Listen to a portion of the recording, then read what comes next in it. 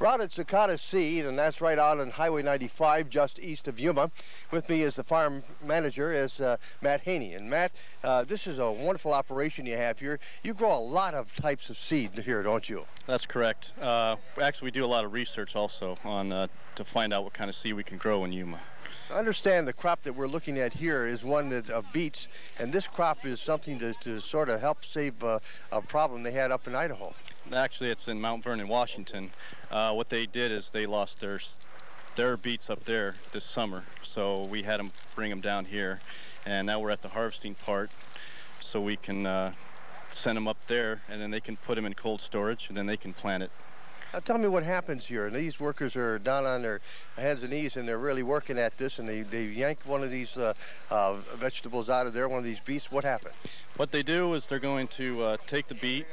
We chopped it before, but the chopper isn't going to get the dead stuff and the bottom stuff, so they go around, they pull all this stuff off and cut the leaves about like this, and they leave it just like this.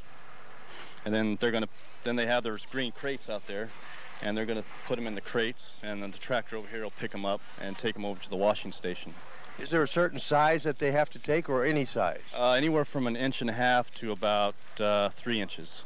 So, in other words, they're not going to get much bigger than 3 inches right now this time of year. If we let them go a little longer, maybe, but about anything less than 1.5 inches, they probably won't make a stalk and go to seed.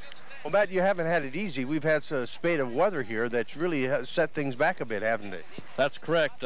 We would have liked to have had these dug about a week ago, but thanks to the weather, we're out here with about 100 people hurrying up to get it done so we can beat the rain that's supposed to come Tuesday. Now, you have probably over 100 workers out here in this field right now. That's correct. We have about 3 crews. I'd say we have about 120 people. Now, after they get these harvested in the boxes, they're picked up by these workers going through with the tractor. That's correct. Then what happens? They get washed, and to wash, we try to remove some of the dirt, and also it cools them, get rid of some of the field heat, because then they have to go on a truck for about a 2-day ride up to Washington, and so we don't want them to heat up, and then they may die. Now you say these will be turned around. These beets will be turned around. How do they plant these? They just they plug them down, or what? They have a planter up there that they can put them in, and it'll just set them in the ground.